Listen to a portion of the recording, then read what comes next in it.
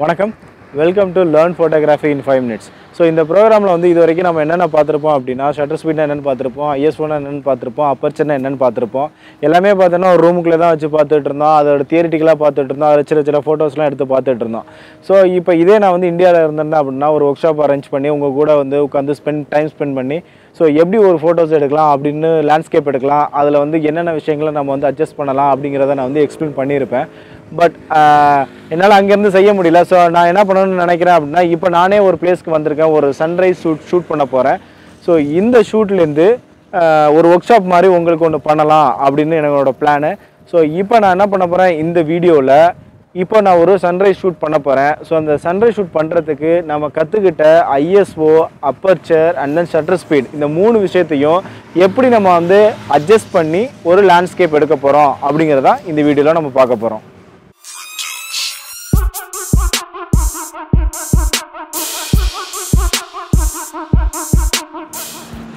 நீங்கள் இன்னும் park ஃபோட்டோகிராஃபியோட YouTube சேனலை சப்ஸ்கிரைப் பண்ணலன்னா கண்டிப்பாக சப்ஸ்கிரைப் பண்ணிக்கோங்க. அதுக்கு பக்கத்தில் இருக்க பெல் பட்டனையும் நீங்கள் கிளிக் பண்ணிக்கோங்க. நான் அப்லோட் பண்ணுற வீடியோஸ் உங்களுக்கு உடனே அலர்ட்டாக வந்து சேரும். ஃபேஸ்புக்கில் பார்க் ஃபோட்டோகிராஃபி பேஜ் இருக்குது, அதை லைக் பண்ணிக்கோங்க. அதே மாதிரி பார்க் ஃபோட்டோகிராஃபி குரூப் இருக்குது, அதில் ஜாயின் பண்ணிக்கோங்க. அதே மாதிரி வாட்ஸ்அப் குரூப் இருக்குது, அதுலேயும் ஜாயின் பண்ணிக்கோங்க. எல்லா டீட்டெயில்ஸுமே இந்த டிஸ்கிரிப்ஷனுக்கு கீழே கொடுத்துருக்கேன். ஸோ ஏதாச்சும் ஒரு மீடியமில் நம்ம கனெக்டடாக இருப்போம். உங்களுக்கு என்ன விஷயங்கள் தேவையோ நீங்கள் ஏதாச்சும் ஒரு மீடியமில் எனக்கு தெரிவிச்சிங்கன்னா எனக்கு தெரிஞ்ச வரைக்கும் நான் வந்து உங்களுக்கு ஹெல்ப் பண்ண முயற்சி பண்ணுறேன். இந்த லைட்டில் வந்து நம்ம வந்து ஒரு சன்ரைஸ் ஷூட் எடுக்க போகிறோம் அப்படின்னா ஒரு விஷயம் என்னென்னா, நான் வந்து ட்ரைபோர்டு யூஸ் பண்ணுறேன். ட்ரைபோர்டில் தான் நான் வச்சு ஃபோட்டோ எடுக்க போகிறேன். அப்படிங்கும்போது என்னோடய ஷேக்னஸ் இருக்காது. அப்போ நம்ம வந்து எவ்வளோ வேணாலும் நம்ம வந்து ஷட்டர் ஸ்பீடை வந்து ரொம்ப கம்மி பண்ணி வச்சு எடுக்கலாம். நம்ம அப்போ ரொம்ப கம்மி பண்ணி எடுக்கணும்னா அப்போ வந்து லைட்டு நிறைய உள்ளே வரும். ஸோ அதனால் எவ்வளோ வேணாலும் நம்ம ஷட்டர் ஸ்பீடை கம்மி பண்ணிக்கலாம். நம்ம அடுத்த ஒரு விஷயம் என்ன அப்படின்னா, நம்ம ஒரு லேண்ட்ஸ்கேப் எடுக்க போகிறோம் அப்படின்னா அப்பர்ச்சர் எப்பயுமே வந்து ஒரு 8க்கு மேலே தான் நம்ம வைக்கணும். ஏன் 8க்கு மேலே வைக்கணும் அப்படின்னா அப்போ தான் வந்து நம்ம அந்த லேண்ட்ஸ்கேப்பில் ஒவ்வொரு கார்னரும் ஷார்ப்பாக இருக்கும் ஓரளவுக்கு. இப்போ நீங்கள் அப்பர்ச்சர் 1.4 எடுத்தீங்க அப்படின்னா எந்த லொக்கேஷனை நீங்கள் பாயிண்ட் பண்ணுறீங்களோ அந்த லொக்கேஷன் மட்டும்தான் வந்து உங்களுக்கு வந்து ஷார்ப்பாக இருக்கும். பார்த்தா மற்ற இடம்லாம் வந்து கொஞ்சம் பிளர் ஆகிடும். ஸோ அதனால் நம்ம என்ன பண்ணோம்னா அப்பர்ச்சரை வந்து ஒரு 8க்கு வைக்கணும். அப்போ 8 இல்லை 8க்கு மேலே வச்சிங்க அப்படின்னா உங்களோட லேண்ட்ஸ்கேப்பில் எல்லா கார்னர்லையும் கொஞ்சம் நல்லாவே ஃபோக்கஸ் ஆகிருக்கும், பார்க்குறதுக்கு ஷார்ப்பாக இருக்கும் உங்களுக்கு இமேஜ். ஐஎஸ்ஓ இப்போ நம்ம வந்து லேண்ட்ஸ்கேப் எடுக்க போகிறோம், நம்ம வந்து ஷட்டர் ஸ்பீடு தான் வச்சு எடுக்க போகிறோம். அப்போ ஐஎஸ்ஓ வந்து நமக்கு வந்து இங்கே வந்து லைட் ஏன்னா ஃப்ளைட் வரப்போகுது நமக்கு. அப்போ வந்து ஐஎஸ்ஓ வந்து இருக்க எவ்வளோ லோவான ஐஎஸ்ஓ வைக்க முடியுமோ அவ்வளோ லோவான ஐஎஸ்ஓ வச்சு எடுக்கணும். ஓகே, ஸோ முக்கியமான இன்னொரு விஷயம் என்ன தெரிஞ்சுக்கணும் அப்படின்னா, எங்கே ஃபோக்கஸ் பண்ணுறது நம்ம ஒரு லேண்ட்ஸ்கேப் எடுக்கும் போது அப்படின்னா, இப்போ நீங்கள் லேண்ட்ஸ்கேப் வந்து இது ஒரு எக்ஸாம்பிளாக வச்சுக்கோங்க. இதான் லேண்ட்ஸ்கேப் நீங்கள் எடுக்க போகிறீங்க அப்படின்னா உங்களுக்கு வந்து இங்கே தான் எண்ட் பார்ட் இருக்குது, இங்கே சில இடம் இருக்குது, அப்புறம் இங்கே உங்களுக்கு ஃபோர் கிரவுண்ட் இருக்குது, இப்படி இருக்குதுன்னு வச்சிங்களேன். அப்போ நம்ம என்ன பண்ணணும், நம்மளோட கேமரா வந்து இந்த இடத்துல வச்சுருக்கோம். இதுதான் கேமரா இருக்கிற பொசிஷனு, இப்படி வச்சுருக்கோம். இதான் எண்ட் பாயிண்ட். இந்த தான் நீங்கள் உங்களுக்கு எண்டு தெரியுது, லேண்ட்ஸ்கேப்போட எண்டு. அப்போ நீங்கள் ஃபோக்கஸ் பண்ண வேண்டிய இடம் எந்த இடம் அப்படின்னா இந்த இடத்துல தான் ஃபோக்கஸ் பண்ணணும். ஏன் இந்த இடத்துல ஃபோக்கஸ் பண்ணணும் அப்படின்னா, நீங்கள் இங்கே ஃபோக்கஸ் பண்ணிங்க என்ன ஆகும் அப்படின்னா இங்கே ஃபுல்லாக பிளர் ஆகிடும், பேக்ரவுண்டு எல்லாமே பிளர் ஆகிடும். அப்போ உங்களோட ஃபோக்கஸ் பாயிண்ட் எங்கே இருக்கும் அப்படின்னா இங்கே நீங்கள் கேமரா வச்சிங்கன்னா மிடில் வச்சிங்கன்னா உங்களுக்கு ஃப்ரண்ட்லேயும் உங்களுக்கு வந்து என்ன இருக்கும், பிளர் ஆகாது, பேக்லேயும் உங்களுக்கு பிளர் ஆகாது. ஏன்னா நீங்கள் அப்பர்ச்சர் வந்து 8 வச்சுருக்கீங்க, அதனால் உங்களுக்கு வந்து பேக்கும் பிளர் ஆகாது.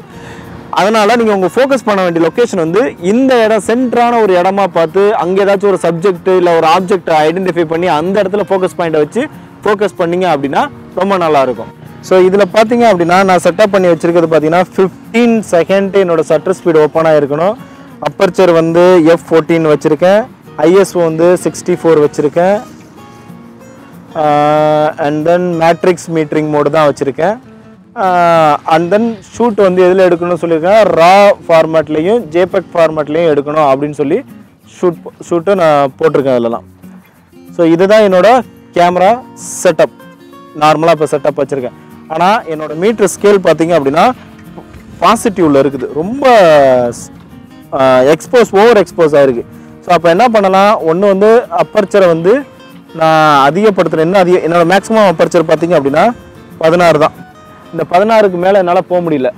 அப்போ அடுத்தது நான் என்ன பண்ண போகிறேன், இப்போ வேறு என்ன வழி இருக்குது, ஐஎஸ்ஓ கம்மி பண்ணலாம். எனக்கு இன்னும் ஐஎஸ்ஓ கம்மி பண்ணுறது ஆப்ஷன் இருக்குது. நான் ஐஎஸ்ஓ வந்து இன்னும் ரொம்ப கம்மியாக போகிறேன். இதெல்லாம் நிக்கான் D850ங்கிறதுனால ஐஎஸ்ஓ வந்து லோ ஐஎஸ்ஓ 1.0 அப்படிங்கிற ஒரு இது வரைக்கும் வைக்கலாம். ஸோ அப்படி வச்சும் எனக்கு வந்து இன்னும் வந்து எக்ஸ்போசர் செட் பண்ண முடியல. இப்போ அடுத்த வேறு வழி இல்லை. எனக்கு வந்து ஷட்டர் ஸ்பீடு தான் நான் வந்து இன்க்ரீஸ் பண்ண போகிறேன்.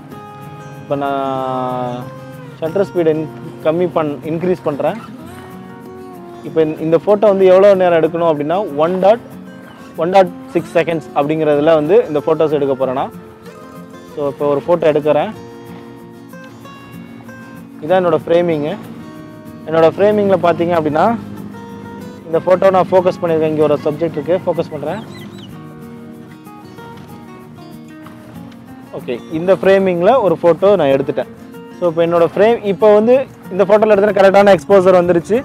எனக்கு வந்து கரெக்டான ஒரு அவுட்புட் எனக்கு கிடச்சிருச்சு. இப்போ வந்து ஃப்ரேமிங்கை பற்றி யோசிப்போம். இப்போ ஃப்ரேமிங் பார்த்தீங்க அப்படின்னா இங்கே ஒரு ரைட் சைடில் பார்த்தீங்க அப்படின்னா ஒரு பாத் போகுது. ஸோ ரைட் சைடில் ஒரு பாத் காட்டுவோம், இங்கே பாத் போகிற மாதிரி. லெஃப்ட் சைடில் ஒரு கப்பல் நிற்கிற மாதிரி இருக்குது. ஸோ அந்த கப்பல் இருக்கட்டும். Focusing okay. ஸோ இப்போ பார்த்தீங்க அப்படின்னா இந்த ஷார்ட்டில் பார்த்தீங்க அப்படின்னா எனக்கு வந்து கீழே வந்து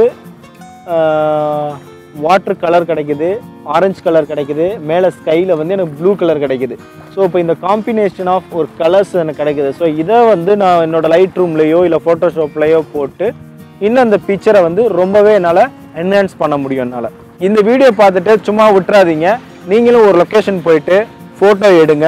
நீங்கள் எடுக்க போகிற ஃபோட்டோவை வந்து ஒரு வீடியோ பண்ணுங்கள். அந்த வீடியோவையும் அந்த ஃபோட்டோஸையும் எனக்கு அனுப்பிச்சுடுங்க. நெக்ஸ்ட்டு யூடியூப் வீடியோஸில் நான் அதை வந்து உங்கள் ஃபோட்டோஸையும் உங்கள் வீடியோஸையும் அதில் சேர்த்து நான் அப்லோட் பண்ணுறேன்.